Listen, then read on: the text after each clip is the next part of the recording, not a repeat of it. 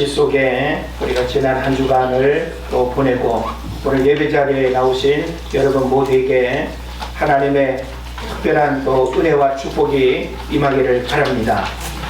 예, 벌써 1월 셋째 주일을 또 맞이하면서 또 우리 아이들은 긴 겨울 방학을 또 즐겁게 지날 것이고 또 우리 어른들은 또 빨리 또 추운 겨울이 또 지나가기를 바라는 그런 마음을 가질 텐데, 이제 뭐 소한 대안도 지나고 2월 4일이면 또 입춘이 되고 이제 금방 또 겨울이 지나가는 그런 시간이 오지 않을까 싶습니다. 하나님께서 우리에게 주신 모든 날들은 우리가 다소 불편할 수 있지만 불평할 날들은 하나도 없습니다. 할렐루야. 그런 면에서 우리에게 주신 모든 날들을 늘 감사하고 기뻐하고 그리고 하나님의 거룩한 임재 속에 또 살아가는 여러분 되시기를 바랍니다. 오늘 저는 여러분에게 영적 나시린의 삶이라는 제목으로 같이 말씀을 나누길 원합니다. 사람은 타인과 다르게 살고 싶어하는 마음과 특별하게 살고 싶어하는 그런 마음이 있습니다. 뭔가 달라 보이고 또 다른 사람과 뭔가 이렇게 다른 삶을 이렇게 추구하는 그런 경향들이 있다고 봐야겠죠. 그래서 신분으로 뭔가 다른 나를 또 보여주고 싶고 또 외모로 또 나를 다르게 드러내길 원하기도 하고 또 우리가 각자 살아가는 그 라이프 스타일의 어떤 모습들도 좀 다른 모습을 이렇게 갖기를 원하죠. 뭐 그 외에도 취미나 또 여러 가지 어떤 그 취향의 다양함들을 우리가 생각해 볼 수 있습니다. 그래서 자기만의 세계가 있고 자신만의 행복이 있고 자신이 추구하는 삶의 가치가 있다라고 하는 사실을 생각해 볼 수 있는 것이죠. 자, 그래서 우리가 세상에서 참 다르게 살고 싶어하는 그런 마음들을 우리가 가져보지만 과연 다르게 산다라고 하는 것이 쉬운 일인가? 또 다르게 산다라고 하는 것이 과연 나에게 행복의 조건이고 그것이 나를 행복하게 하는가라고 하는 사실을 생각할 때 우리는 뭔가 남들과 다른 삶을 추구하지만 또 우리가 마음만큼 그렇게 살기는 쉽지 않다라고 하는 것을 생각해 보는 것이죠. 자, 그러나 우리가 성경을 보게 되면 성경은 우리에게 다른 삶의 모습을 요구하고 있습니다. 예, 다른 지역 혹은 다른 땅, 예? 이것이 아니라 우리는 세상 속에 함께 더불어 살아가고 있지만 우리 삶의 다름을 하나님이 드러내기를 원하신다라고 하는 사실이죠. 그래서 오늘 성경에서 하나님은 모세에게 이스라엘 백성들에게 나시린의 삶을 요구하고 있어요. 그러니까 모든 이스라엘 백성들이 다 나시린으로 그렇게 살라고 하는 것은 아니지만 특별한 나시린의 삶이 그 백성들에게 요구되고 있다라고 하는 사실이죠. 그래서 우리가 이 나시린이라고 하는 말을 우리가 신앙생활하면서 많이 듣게 되는데 이 나시린은 히브리어로 나지르라고 하는 단어입니다. 구별하다, 떠나다, 들이다 라고 하는 그 말에서 유래를 하는데 좀 더 구체적인 의미를 생각해 본다면 구별된 자, 하나님께 드려진 자, 죄에서 떠나 성별되어 하나님께 바쳐진 자라고 하는 뜻을 가지고 있는 거예요.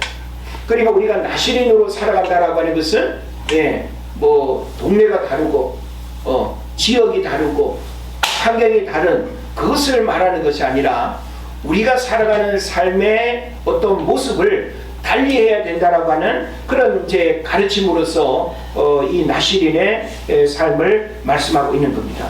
따라서 나시린은 하나님을 위해서만 봉사하고 헌신하기 위해서 세상으로부터 자기를 구별시켜서 소원한 사람을 가리키는 거예요.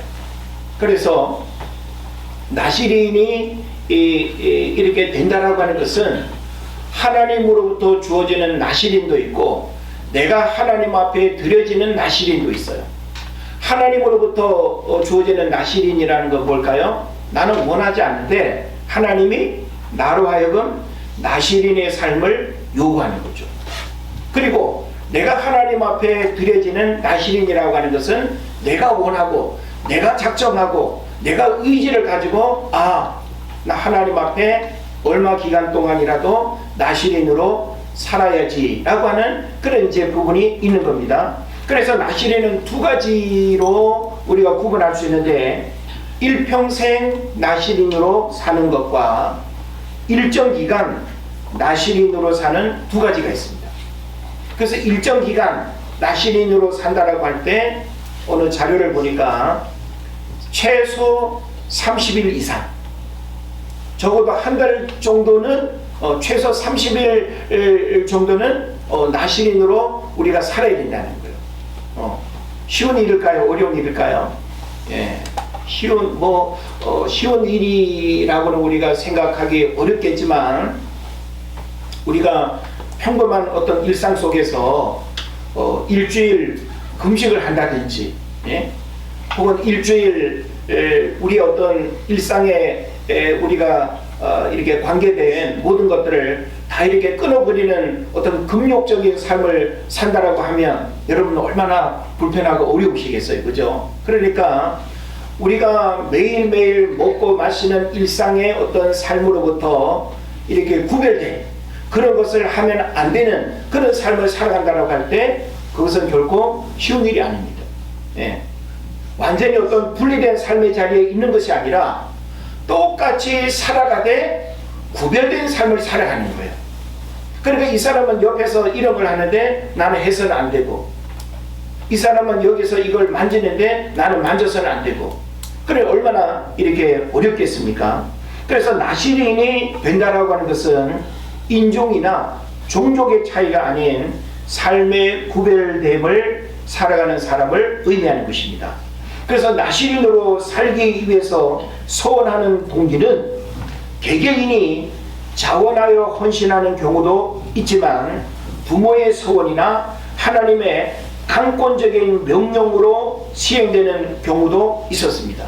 그래서 우리가 성경을 보면 대표적으로 본인의 의지와는 상관없이 부모에 의해서 혹은 하나님이 강권적으로 내가 너희 가정에 아들을 이렇게 줄 터인데 그 태어나는 아들은 하나님께 나실인으로 바쳐야 된다 라고 하면 아들을 받는 조건으로 그 아들을 나실인으로 드려야 되는 거죠. 그래서 여러분이 잘 아는 삼손 들어보셨죠? 예수 안 믿는 사람도 삼손 하면 어떤 힘의 상징으로 그렇게 이야기하지 않습니까?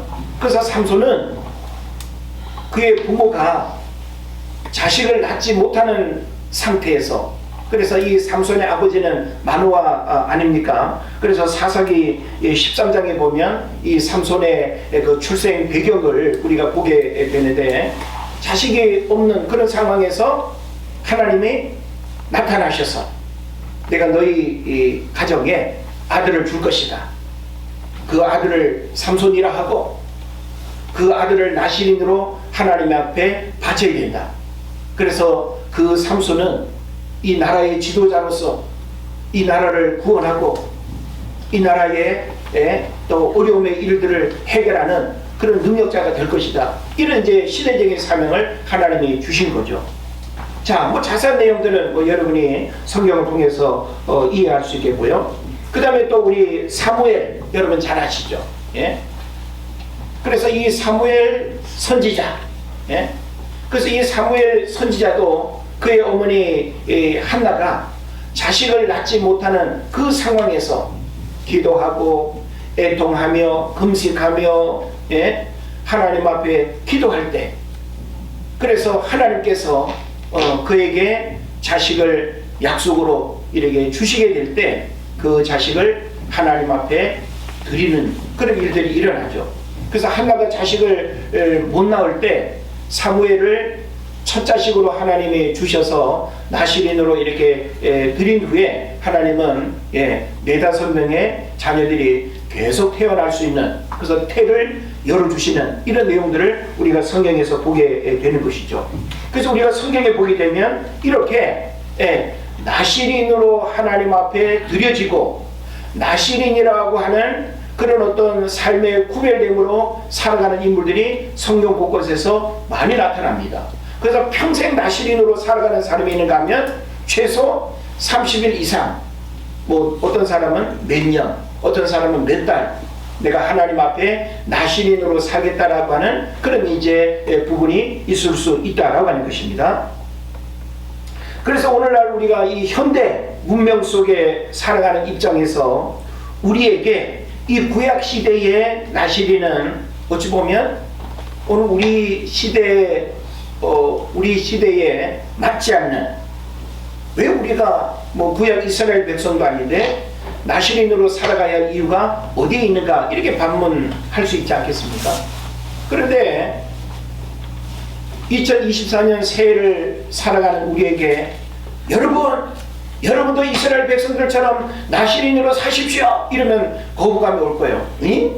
나는 이스라엘 백성이 아닌데, 구약 시대도 아닌데 왜 나에게 나시린의 삶을 요구하는가? 목사님 뭔가 설교를 잘못하는 것 같아, 이렇게 우리가 말할 수 있지 않겠어요? 근데 영적 나시린이라고 말한다면 그 누구도 예외일 수가 없어요.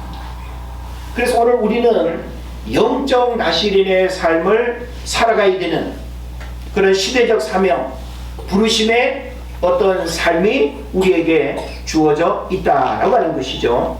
그래서 그리스도인으로서 우리가 어떻게 살 것인가 라고 하는 것은, 옛날에는 하나님의 백성으로 어떻게 살 것인가 라고 하는 어떤 질문이 있었다면, 오늘 우리에게는 하나님의 백성과 더불어서 구원받은 그리스도인으로서 어떻게 살아야 될 것인가 라고 하는 이 문제는 우리 모두에게 요구되는 거 아니겠어요?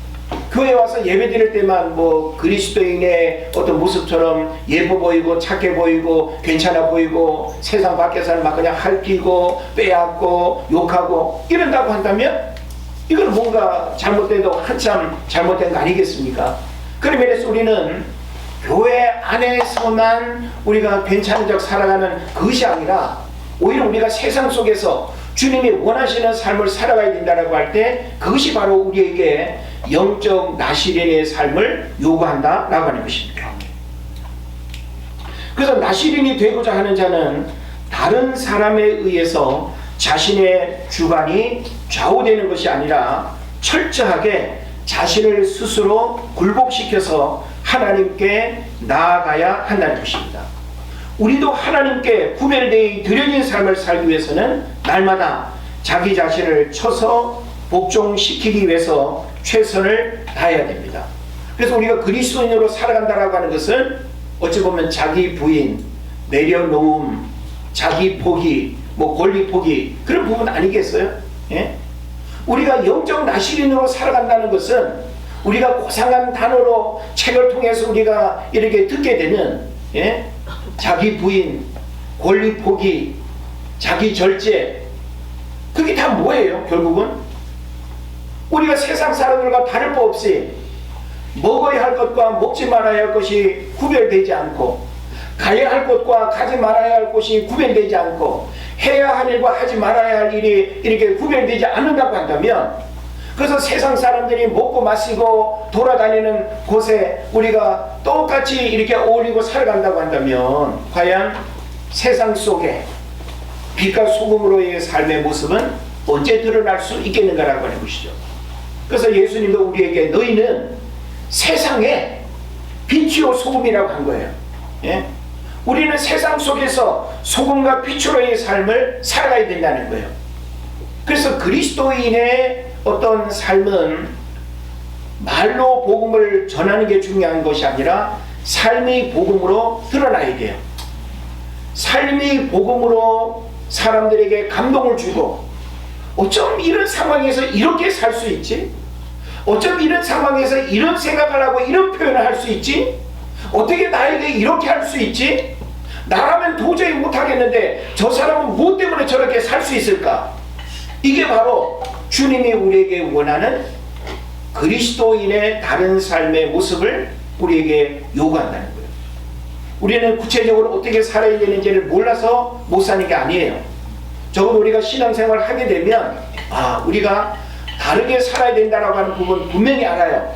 그럼에도 불구하고 우리는 타협하고 쉽게 짝하고 기웃거리고 그리워하고 조금이라도 가까이 가서 뭔가 느껴보려고 하고, 그러다 보니까 우리가 주님이 원하시는 그 축복의 자리에 머물지 못하고 우리가 자꾸만 영적인 축복으로부터 멀어지거나 지연되는 이런 안타까움이 우리에게 있는 것입니다.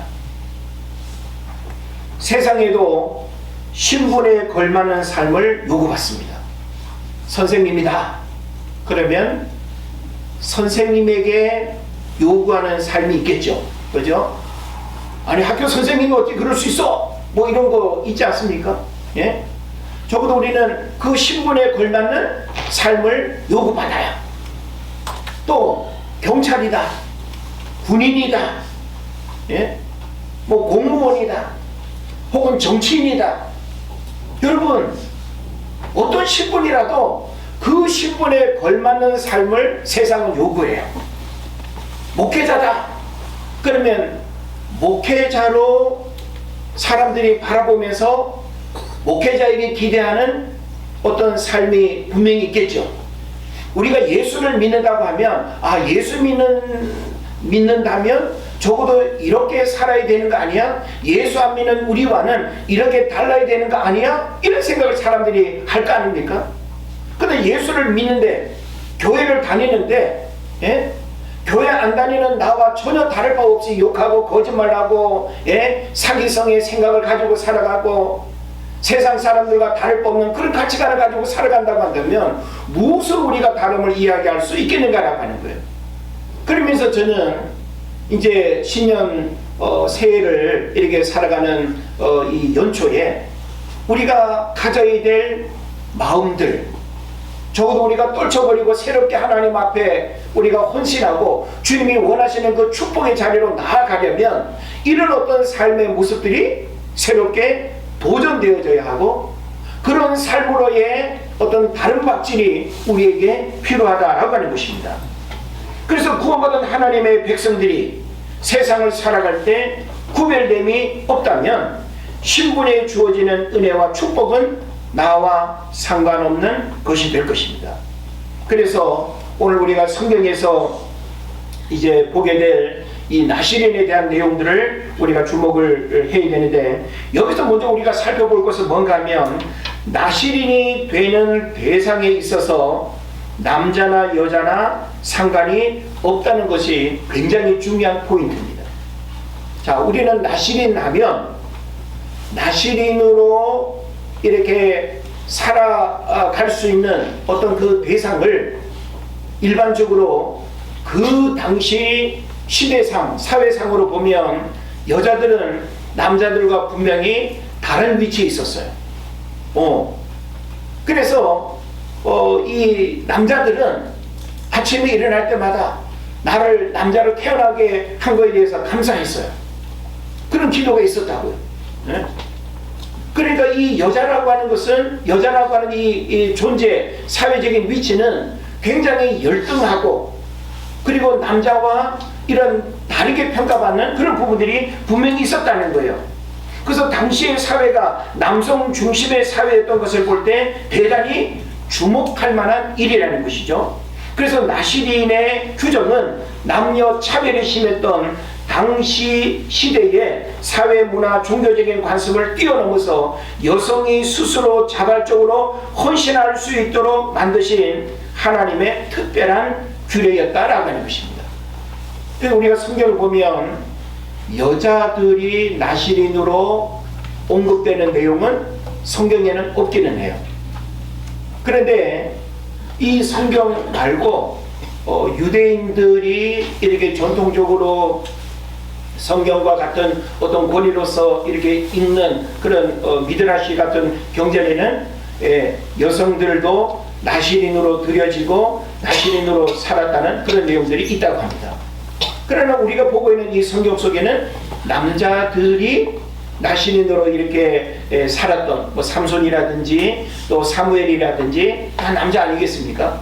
근데 성경은 그런 어떤 남성들의 기록이 있다 할지라도 오늘 본문의 내용을 통해서 보면 남녀 상관없이 누구라도 하나님 앞에 나시린으로 드려지고 살 수 있다라고 하는 이것은 굉장히 그 어떤 시대 상황을 우리가 볼 때 파격적인 하나님의 메시지였다는 거예요. 예.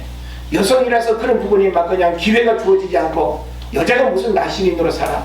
여자는 그냥 집에서 살림이나 해, 애들에게 키고 뭐 이렇게 해도 전혀 무방한데 오늘 성경에 보면 그 시대 상황의 어떤 통념을 뛰어넘어서 하나님이 남녀 차별 없이 나시린으로 하나님 앞에 선택되어질 수도 있고 또 여성들도 하나님 앞에 나시린으로 소원할 수 있다라고 하는 것은 오늘날 우리에게 굉장히 중요한 메시지를 주는 것입니다.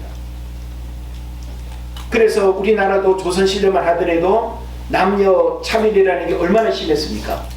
근데 기독교가 우리나라의 전래됨으로 인해서 신분 차별, 여성 차별, 할렐루야, 이런 부분들이 타파되고 이런 봉건 시대의 낡은 제도들이 사라지고 새로운 어떤 이런 문화들이 들어오면서 엄청난 사회 개혁과 변화들이 일어나는 기폭제가 됐던 거예요.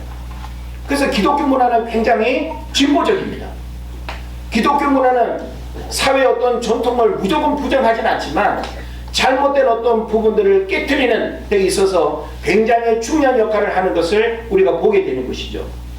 그런 면에서 우리는 이와 같은 어떤 말씀들을 통해서 여성이 인격적으로 남성과 아무런 차이가 없을 뿐만 아니라 여성 역시 남성과 동일하게 하나님께 소원할 수 있다라고 하는 이 메시지를 여러분이 잘 깨닫고 나도 하나님 앞에 얼마든지 남녀 상관없이 하나님 앞에 영적 지도자로 쓰임받을 수 있고 나도 얼마든지 하나님 앞에 여성 설교자로 내가 세워질 수도 있고 탁월한 이 시대의 영적인 지도자로 세워질 수 있다는 하는 사실을 알고 여성이기 때문에 못하고 안 된다는 것이 아니라 하나님 앞에 누구라도 인격이나 혹은 모든 어떤 기회에 차별이 없다라고 하는 사실을 알고 우리는 더 적극적으로 하나님 앞에 내 삶을 구별되이 드리는 이런 신앙 고백과 헌신이 있기를 주의 이름으로 축원을 드립니다. 자, 그러면 보세요. 나시린으로 하나님이 살기를 명령하거나 내가 나시린으로 살기를 원한다라고 할 때는 내가 원하는 대로 사는 게 아니라 나시린의 삶에 중요한 세 가지 조건이 있어요. 그 세 가지 조건을 실천하고 따르고 그 명령대로 행하는 그것이 나시린으로 살아가는 거예요. 그렇다고 한다면 여러분 오늘 성경에서 세 가지를 금하라고 하거든요. 나시린으로 살아가기를 원한다면 나시린으로 하나님 앞에 구별된 자는 이 세 가지를 금해야 된다는 거예요. 그럼 오늘날 여러분이 영적 나시린으로 살아간다고 할 때 이 세 가지의 금기사항을 여러분 바꾸면 돼요? 안 돼요? 안 되는 거예요. 다만 이 세 가지 금기사항이 오늘날 우리 시대에 어떻게 해석될 수 있겠는가? 어떻게 이 세 가지 금기사항을 오늘 우리 시대에 적용해서 그 의미를 우리가 하나님 앞에 지키면서 우리가 살 수 있겠는가? 이게 이제 중요한 거죠. 자, 그러면 첫 번째가 뭐였습니까? 포도주를 먹지 말라라고 했어요. 포도주와 독주를 먹지 말며라고 했거든요. 여러분, 포도주와 독주 자주 마시나요? 가끔씩 마시나요? 약으로 드시나요?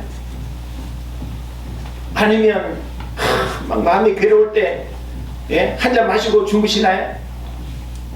마시는 사람마다 나름 다 이유가 있죠. 아니 어떻게 사회생활을 하면서 그 술 한 잔 안 마시고 살 수 있어? 이런 자리에 어떻게 내가 한 잔 정도는 마셔야지 우리 타협하고 그런 거 있지 않습니까? 근데 오늘 성경에 보면 나시린으로 구별된 자는 내가 소원하거나 하나님의 나시린으로 살라고 명령받은 그 사람은 첫 번째로 포도주를 먹으면 안 된대요.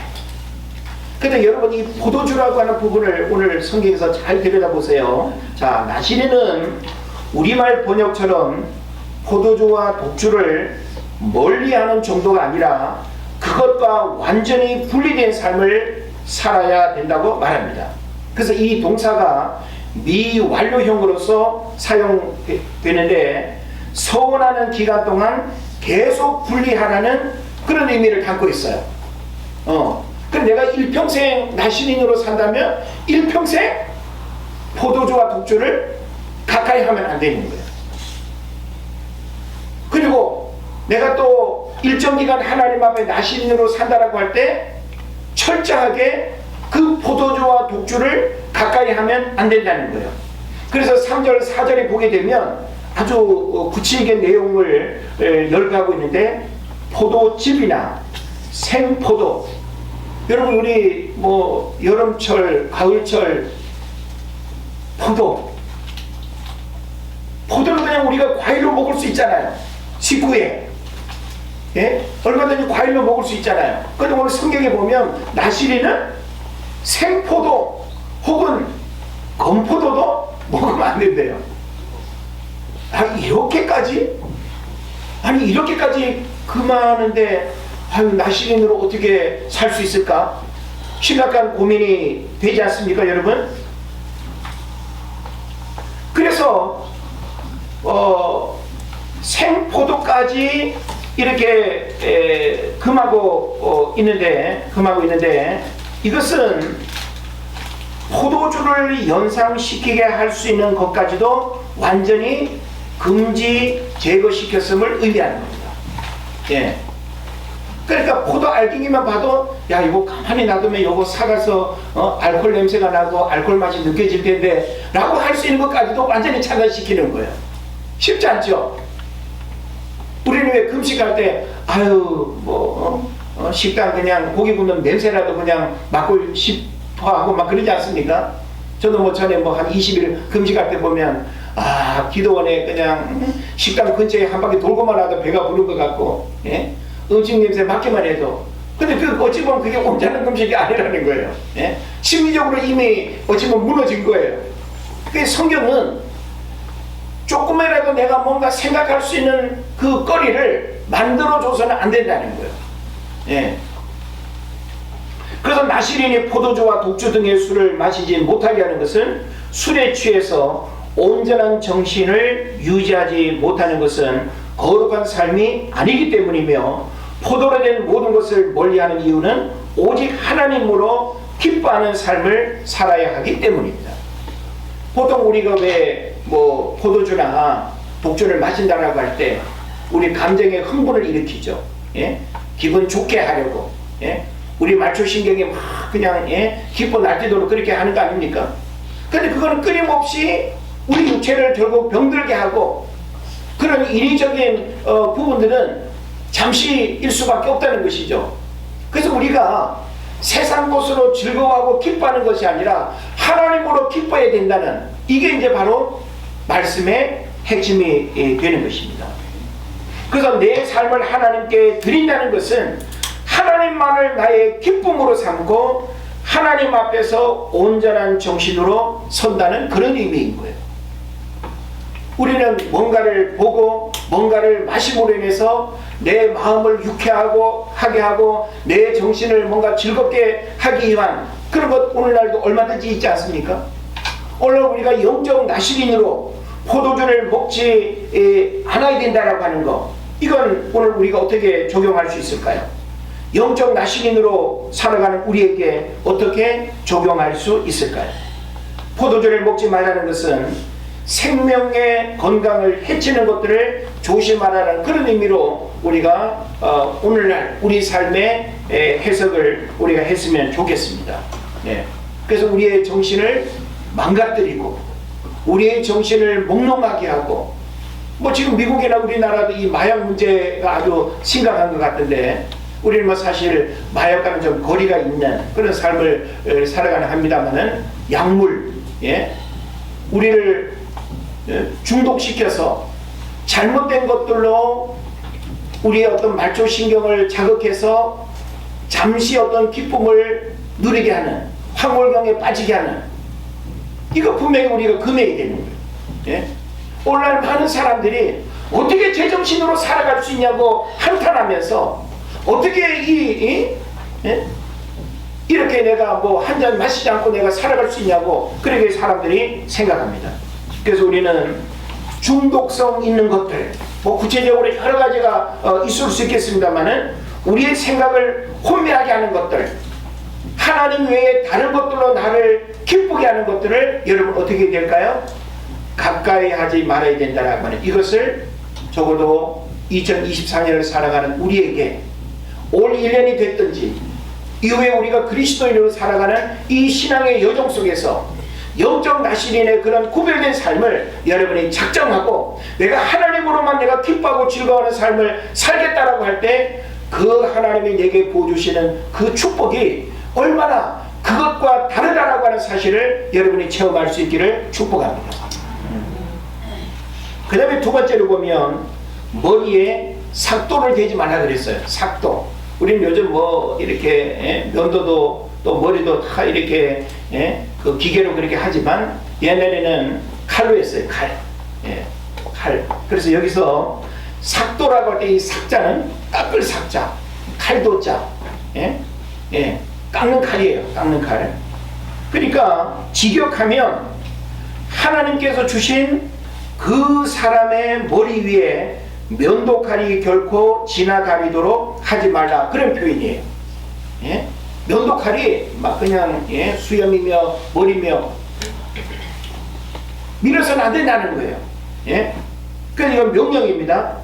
그래서 1차적으로는 머리털을 깎지 말고 자라게 하라는 명령이지만 특별히 신체의 어느 부위 가운데 머리에 대한 규례를 주신 것은 나시린은 그 근원이 되는 것을, 생명의 근원이 되는 것을 자신의 마음대로 하지 못하고 오직 하나님께만 맡겨야 한다는 그런 의미가 되는 것입니다. 자, 머리는 우리 생각의 근원이에요. 생명의 근원이 머리입니다.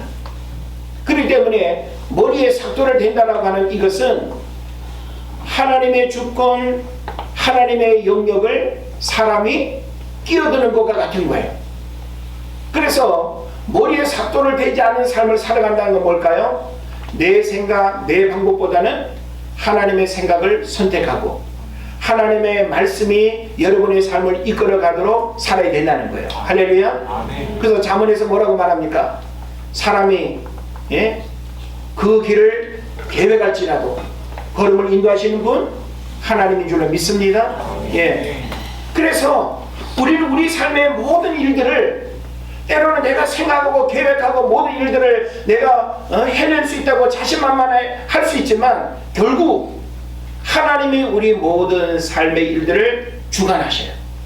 오늘도 새벽 시간에 제가 어떤 말씀을 드렸죠? 하나님의 절대 주권이라고 하는 부분을 좀 교리적으로 좀 어려운 부분인데 말씀을 드렸어요. 우리는 우리 삶에 일어나는 모든 일들이 하나님의 절대 주권 속에 일어난다는 사실 여러분 분명히 믿어야 돼요.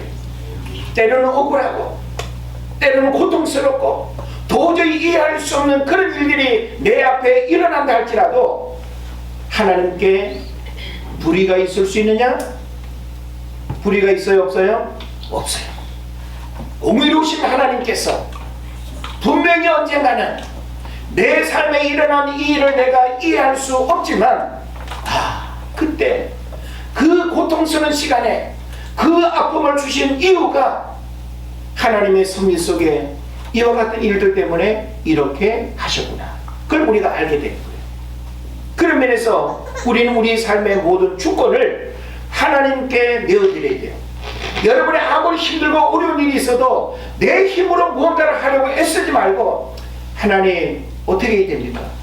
내가 어떻게 할 수 없기 때문에 하나님 앞에 어떻게 해야 됩니까? 그 문제를 내어놓고 하나님이 일하시도록 기도해야 돼요.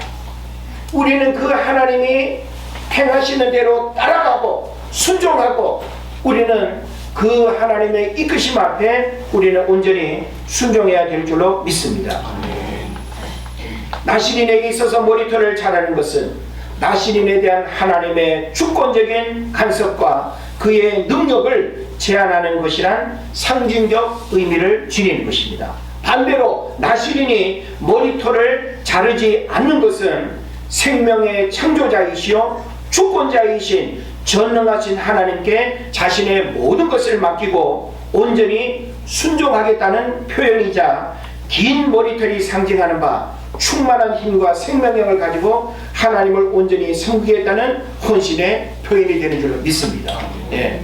그래서 오늘날 여러분 이와 같은 말씀을 문자적으로만 또 이해해서 그런가 지금부터 머리 그냥 기를래, 수염도 기를래, 그렇게 하면 곤란하겠죠. 예.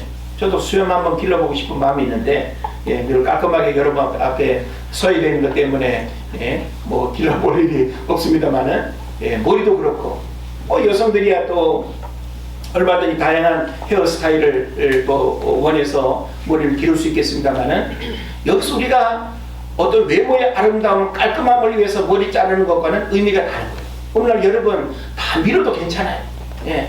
또 안 깎아도 괜찮아요. 중요한 건 뭔가 하면 내 생명과 삶의 주권자이신 하나님을 인정하는 것이 가장 중요하다.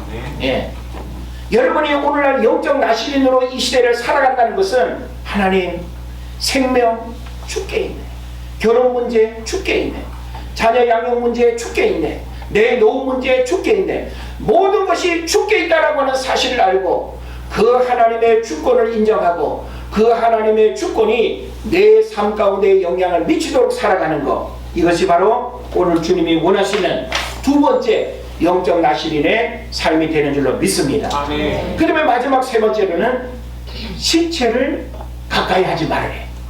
한번 따라합시다. 포도주를 마시지 말 것, 머리에 삭도를 대지 말 것, 세 번째는 시체를 가까이 하지 말 것. 우리 어린이들 잘 들었어요? 세 가지. 다음 주에 물어볼 거야. 오케이. 시체를 가까이 하지 말아라. 여러분 시체를 뭐 가까이 하기를 좋아하는 사람이 누가 있겠어요? 그죠? 정육점 아저씨 빼놓고는 누가 시체를 가까이 하는 걸 좋아하겠습니까? 그죠? 그런데 이건 뭘 의미하는가 하면요, 여러분, 죽음은, 우리가 일반적으로 죽음은 하나님의 진노의 산물이요, 정죄요, 심판이며 저주입니다. 그죠? 자, 우리 인간에게 죽음이 왔다, 죽음이 있다라고 하는 것은 이런 맥락에서 우리가 기본적으로 이해할 수 있다는 거예요. 그래서 죽음의 결과물인 시체도 부정한 것으로 여겨졌습니다. 그래서 이런 이유로 인해서 나시린은 죄악의 결과로 생겨난 시체와의 접촉을 금해야 했습니다. 시체와 접촉을 했다는 것은 곧 죄악과 접촉했다는 상징적인 의미가 되기 때문입니다. 따라서 시체를 멀리하라는 것은 죄와 멀리하라는 상징적 의미를 가지고 있습니다. 한편 본문에서는 시체에 대한 직접적인 접촉뿐만 아니라 그것에 대한 접근까지도 금지하고 있습니다. 부모가 죽어도, 형제가 죽어도 시체를 가까이 하지 말아야. 그래서 우리가 성경에 보게 되면 예수님이 제자들을 픽업할 때 방금 우리 아버지가 돌아가셔서 장례식 치르고 예수님 따라가면 안 될까요? 이렇게 말했죠. 근데 예수님이 뭐라고 말했습니까? 죽은 자들로 죽은 자를 장사하게 하고 너는 나를 따라라 그랬어요. 뭔 말씀입니까? 죽은 자들은 누구예요? 구원받지 못하고 하나님을 믿지 않는 그들로 하여금 돌아가신 아버지를 장사하게 하고 너는 생명을 살리고 영원한 생명을 위해서 헌신하는 그 부르심에 응답하라는 거예요. 우리의 삶의 가치관, 우리가 살아가야 할 삶의 방향이 어디입니까? 죽은 것들을 향해서 달려가야 됩니까? 생명을 향해서 달려가야 됩니까? 우리는 다양한 어떤 삶의 자리에서 산부인과 가서 출산의 기쁨을 우리가 나눌 수도 있고, 장례식장에 가서 죽음의 슬픔을 함께 위로할 수도 있어요. 그러나 우리가 살아가야 할 삶의 방향은 생명이라는 거예요. 저와 여러분이 이제 올 한 해 살아가는 이 삶의 여정 속에서 내가 영적 나시린으로 살아간다라고 하는 것은 썩어질 것, 안개와 같이 사라질 것, 죽음의 냄새가 가득한 그런 곳에 여러분이 매몰되지 말고 생명을 살리는 것에 여러분이 가까이 나아가는 것입니다. 제가 얼마 전에 어떤 유튜브를 보니까 경찰관 출신이 이제 그 연예인들하고 토크를 하는 거예요. 그러니까 경찰관 출신이니까 얼마나 이런 우리가 경험하지 못하는 그런 사건 사고를 많이 경험했겠어요. 그래서 뭐라고 말하는가 하면 세상에서 가장 고약한 냄새가 뭐냐고 경찰관 출신이 말했어요. 그러니까 시체라고 했어요. 그런데 아니래요. 우리는 일반적으로 사람이 죽은 시체, 그 냄새가 가장 고약할 거라고 생각하잖아요. 실제 그럴 수 있지 않습니까?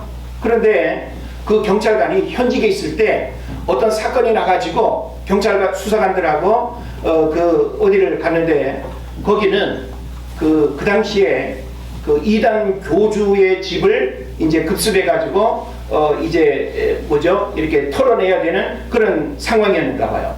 근데 갔는데 아주 무슨 고약한 냄새가 나더래요. 그래서 다른 경찰관들이 이거 사람 시체에 썩은 냄새일 거라고 그렇게 이구동성 이야기를 했대요. 근데 본인은 아니라고 했대요. 뭔가 다르다고. 더 고약한데 시체 썩는 냄새가 아니라고 이야기했대요. 그러면서 어떤 지하 쪽인가 장롱이 있는데 그 장롱 쪽에서 냄새가 그렇게 독하게 나오더래요. 그래서 장롱을 열어보니까 죽은 시체가 아니라 돈이 가득 들어있는데 그 돈이 습하고 공기가 잘 통하지 않는 거기에 이렇게 그냥 장롱에 가득 쌓여가지고 곰팡이가 쓸어가지고 돈이 썩는 그 냄새가 시체 썩는 냄새보다 더 독하대요. 이 사람 만지고 저 사람 만지고 온갖 탐욕에 그냥 그 지분들이 묻어있는 그 돈이 썩을 때 시체보다 더 고약하다는 이야기를 제가 직접 들었어요. 아직 그 냄새는 못 맡아봐서 비교를 할 수 없습니다만은, 저는 이렇게 좀 오늘 말씀을 정리했으면 좋겠어요. 여러분, 시체를 가까이 하지 말라는 것, 죽어가는 생명에 더 이상 미련 갖지 마십시오. 우리의 관심사는 생명을 살리는 일에, 죽어가는 영혼이 죽게 돌아오는 일에, 이거 하나님 기뻐하는 줄로 믿습니다.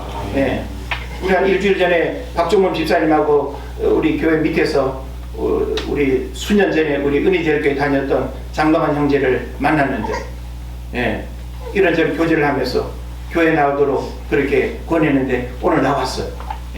너무 반갑습니다. 우리는 영혼을 바라봐야 돼.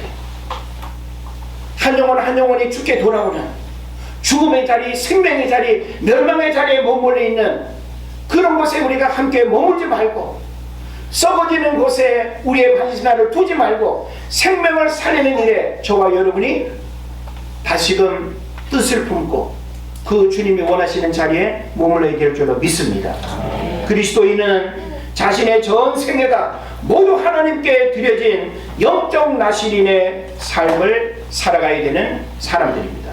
이런 점에서 볼 때 하나님께 부름을 받은 성도들은 자신이 생존해 있는 동안 항상 하나님만을 바라보며 자신을 성화시켜 나가고 구별된 삶을 살아가고 주님이 원하시는 일을 위해서 끊임없이 고민하고 달려갈 수 있기를 주의 이름으로 축원을 드립니다. 우리 시간 조용히 기도합시다. 하나님, 내가 구약시대 나실인으로 살 수는 없습니다. 그러나 오늘 우리 모두는 영적 나실인으로 하나님 앞에 부름받았고 또 그렇게 살아야 하는 영적인 또 의무가 우리에게 있는 줄로 믿습니다. 아버지여, 나도 올 한 해 포도주를 금하고 머리에 삭도를 대지 않고 신체를 가까이 하지 않는 이런 영적 의미들을 깨닫고 주님이 원하시는 구별된 삶을 살아가게 하여 주시옵소서. 우리 조용히 기도하겠습니다.